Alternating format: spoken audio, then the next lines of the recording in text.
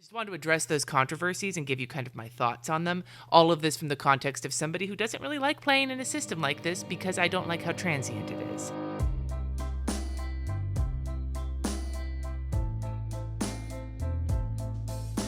Hi everybody, today I am taking a look at the new Erin Condren Life Planner Binder. I ordered this one after the planner launch. I was sent the new Erin Condren Quill-Bound Planner, but I was not sent this one. I decided to order this for myself and take a look at it. Some of you guys asked me for my thoughts on it, and it's been kind of a controversial subject in the planner community, and I'm going to talk about some of that and talk about my thoughts, whether I'm going to use this, etc., etc. So the first thing that I noticed is that this is $60, which is $5 more expensive than the Life Planner. However, when I looked a little closer, I realized this is an 18-month planner, and if you get an 18-month Erin Condren, that will also be $60. Now, this one does not come with the box the way the other Erin Condren does. Instead, it comes with the binder cover. So, honestly, I feel like while Erin Condren planners are not the cheapest in the world, they are a pricey planner. This is not out of line in terms of cost with other Erin Condren planners. So that's the first thing. The second thing is that this binder does not come in all of the cover options that you have for regular, the plastic and laminated, regular covers that go in the quill bound. There are 5 options, 2 kaleidoscope and 3 solid colors. You can get a monogram on the front embossed in foil. You get basically rose gold, or silver as your choices. I did not get this customized because I may not keep it. So that's the basics here in terms of the cover. Now the actual binder cover itself is like a hard kind of chipboard situation.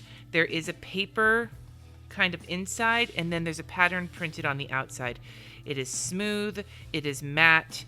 Now, here's the thing, you guys. I love this pattern. I have made no secret of the fact that I think this neutral kaleidoscope is stunning, and so I think this binder is stunning.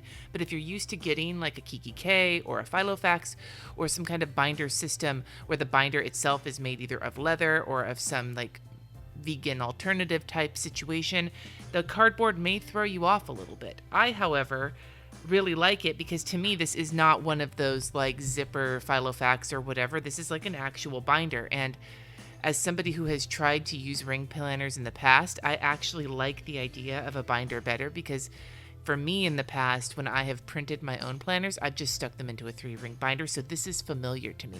But I can understand the controversy surrounding the cardboard binder and people thinking, oh, that's hella fucking cheap. But on the same note, if you think about the cost of the regular planner for Erin Condren, and you think about the cost of one of those binders, even say a Webster's Pages A5, you're spending $30 just on the binder, so the cost of this would have been a lot higher had they done that. And if it was a high quality, I could see people being willing to pay it. But in this case, I feel like I'm being an apologist here, but as you got to remember, this is not my style of planning, so I'm not super emotionally invested in it, if that makes sense. I prefer coil bound. I'm just trying to point out that price-wise, like, I don't think I would have wanted to pay $90 for this planner if it came in a better binder. That, to me, is not the biggest controversy surrounding this binder. The biggest controversy is inside, and that is this ring system here. Now, I understand people who are upset because they wanted Erin Condren inserts that they could use in their A5, standard, Filofax, Kiki K, Webster's Pages, Carpe Diem, all of those planners.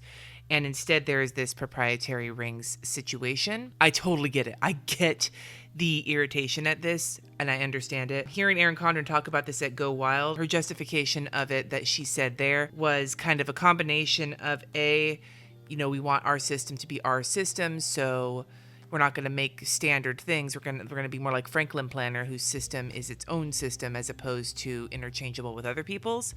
And B, and this was the thing that made the most sense to me, that all of the accessories that they make for their quill-bound planners will also work in this. And so I've got some of those out. I've got a few of them. I've got one of those dashboards, those full-page dashboards. I've got a little bookmark. And I've got this little like skinny dashboard, and we're going to just pop these in and see how that works.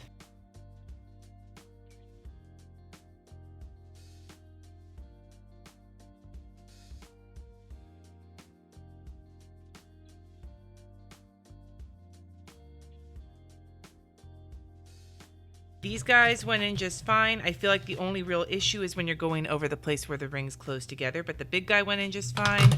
The ruler went in just fine. The bookmark went in just fine. This one was a little hard for me. I'm not sure if that's because it was cut off or because of, I'm not really sure why, but just giving you the heads up. So that makes sense. She also said that they would maybe be developing a punch for this so you could punch your own things and put them in, which I think is great, but I'm not gonna lie, like I feel like the case with these proprietary rings, it's like, okay, we listened to you and we made these inserts that you say you wanted, but then we made them for us instead of doing what you really wanted, which was make them so that we could use them wherever we want to. So I think that's a totally valid concern. And I think of all of the criticisms of this binder, I think that's the one for me that rings the most true. I feel like the cardboard binder itself is beautiful, and for the price, it's, I think, the best you probably could expect to get, considering you also get the 18-month planner. You're paying the exact same price for this you would pay for a spiral bound planner.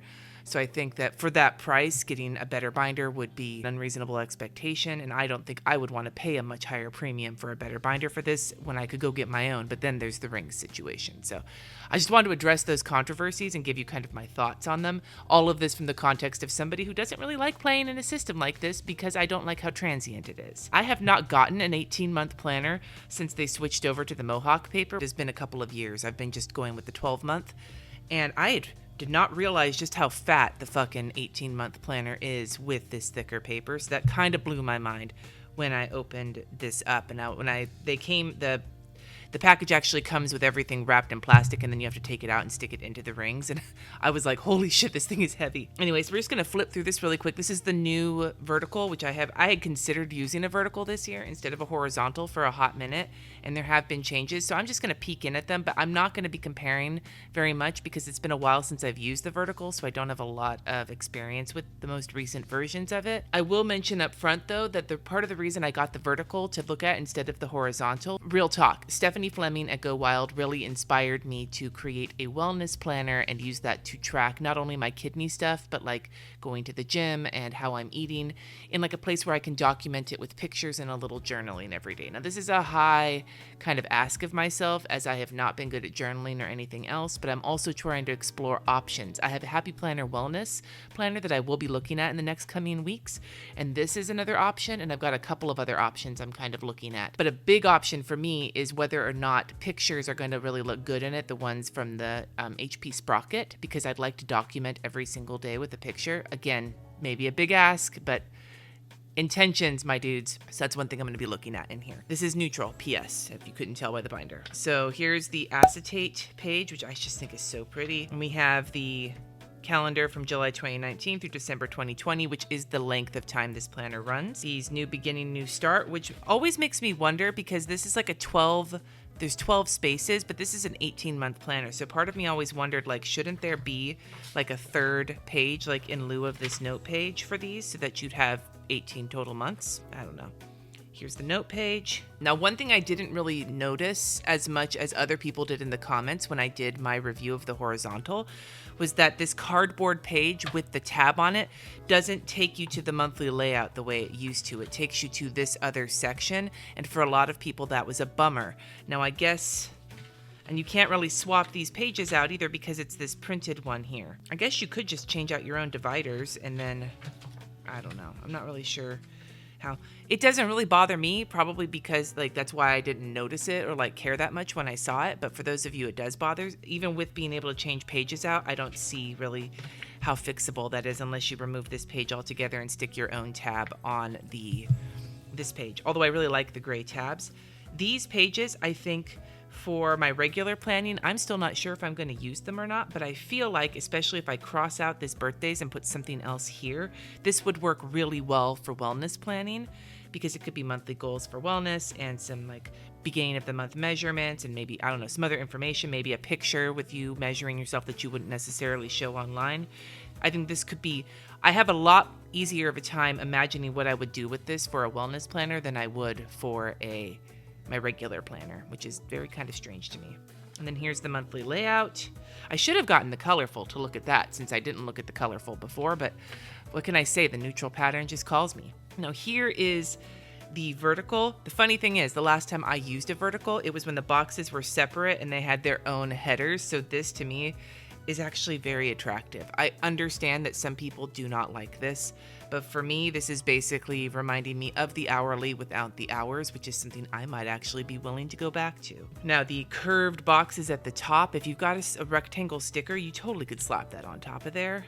I'm not sure if the sizes are different. Let me grab out a Christian Design sticker. Okay, these are the removable paper because I want these back. I don't want to leave them in here. So here's a half box, and that still fits. And then here's a little event sticker. Now, it seems like they might be slightly wider so that they don't fit in exactly perfect, but I don't know if that was the way they were before or not. Anyway, like I said, I'm not comparing this too much because I'm not an expert. If you want to see somebody compare this to the way they used to look, there's a bunch of others. I will link Claudia's Chicago Mom Plans, her blog, in the description below. She has a list of a whole bunch of different roundups of the new planners and the different layouts and stuff.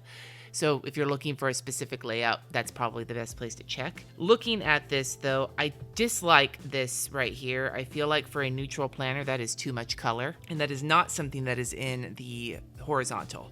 So I don't like that. I like the little hexagons in the horizontal, but here, again, it's a lot of color.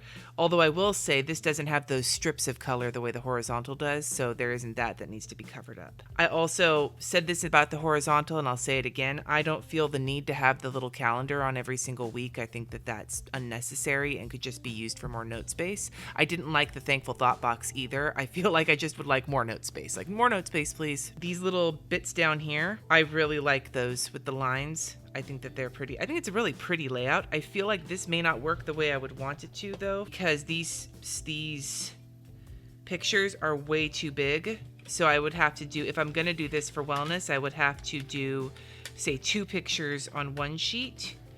And then, how did I get this open? 2 pictures on one sheet and then just cut it in half, because otherwise they're not going to fit, which I'm sure is what some people do with the Erin Condren, but I don't know if I want to be lazy or not and do that. So that's a thought. If I was going to use this for wellness, I would likely put like a picture somewhere on each day and then some journaling and then maybe some kind of another sticker if I don't have enough journaling for each day, but at least a picture. And then down here on the bottom would be where I would put anything I was trying to keep track of, whether it was going to the gym or whatever the case may be. And maybe meal plan here. I don't know. That's my thoughts. I'm just sort of thinking out loud here. The paper is gloriously thick. It is porous, which is like, it's the same. It's not quite as silky smooth as, say, the plum paper. I prefer that texture. Some people don't.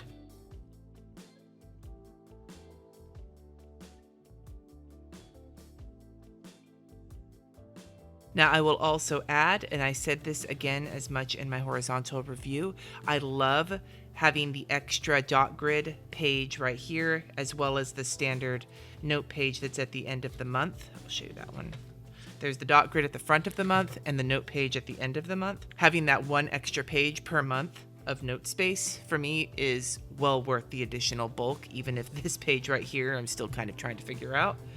And then we go to the notes section, and the notes section starts with some lined pages with the asterisks up in the corner, and then the dot grid with some of the kaleidoscope on the sides. I could do without that. As much as I love the pattern, I prefer blank note pages with like no extra frou-frou shit. And then the coloring pages, which they're just not my thing.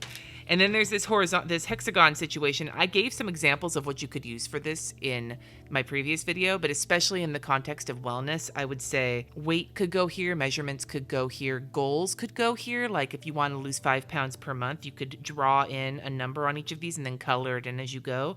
I also recognize the criticism that this looks very similar to the Inkwell Press. It does. Just saying. And then the contacts page, which I don't ever use. And then this is like future planning. And as for wellness, I don't know how I would use this, but I don't really use the future plan in my planners anyway, now that I use Google Calendar for all of that. And then in the back, you have stickers, and they are still punched as if they are for the planner, but you just thread them through in here.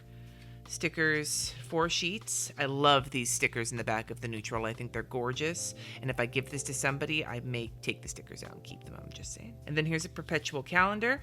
And then your folder, again, punched for the coil bound, but it fits just fine in here. And you have 2 pockets. And that's the end of the binder. It also comes with the same stuff that would have come in the envelope had they still been doing the envelope. Some contact cards, a coupon, you know, a few little extras. And that is the entire binder. So Do I think I'm going to use this? I'm not sure. If I don't use this, I will probably make this part of my 50K giveaway. As I'm filming this, I am so fucking close. I don't know yet, though. I will probably be doing this giveaway sometime at the end of June, beginning of July, and so it'll still be very useful as it's an 18-month planner. Like I said, it's between this guy and the Happy Planner Wellness and maybe one other planner, and I'll be doing reviews of those over the next month and trying to figure out which one I'm going to use for like my wellness journey. When it comes to the binder in general, do I think it's worth the cost? Yes. Here's why. Because it is the same cost as if you bought an 18-month coil-bound planner. That's why it's worth the cost. If you want to give it a try, the biggest issue is that if you want it to be coil bound, you might have to take it to Staples and get it coil bound if you decide you hate the binder. I've also heard if you punch this, the punches for the A5 style punch actually fit perfectly in between these proprietary punches, and that it will fit in your A5 binder. But from what I have heard, the binder you need is a Carpe Diem binder because this planner is a little bit too big for most other A5s. So yes, I think it's worth the price. Do I think you should get it? Well, that depends. Is this going to annoy you? Do you like this idea of a binder? Like, she didn't take the idea of, like, we call them binders, but they're actually like the planners, like the Filofax or whatever. But this is like a legit binder, like a binder you take to school. If that's something you think is pretty or you think you would like or you want to keep on your desk, I would not have this be a planner you take out and about. I feel like this surface will get pocked and scarred really quickly, but this is a beautiful desk planner. So I'm of two minds on it. I don't know if I'm going to use it because I don't like transient planners very much, but because it's for a wellness planner, and that's the context I've kind of been looking at this in, I might. I'm not sure yet. Will this binder win me out over the discs of the Happy Planner? I guess we'll have to see. So stay tuned and subscribe if you haven't already. I'd love to hear from you in the comments, planners you'd like me to take a look at down below. Tell me all of the planners. I can't promise to look at all of them, but I will do my best. Thank you so much for watching. Subscribe if you haven't already, and I will see you in my next video.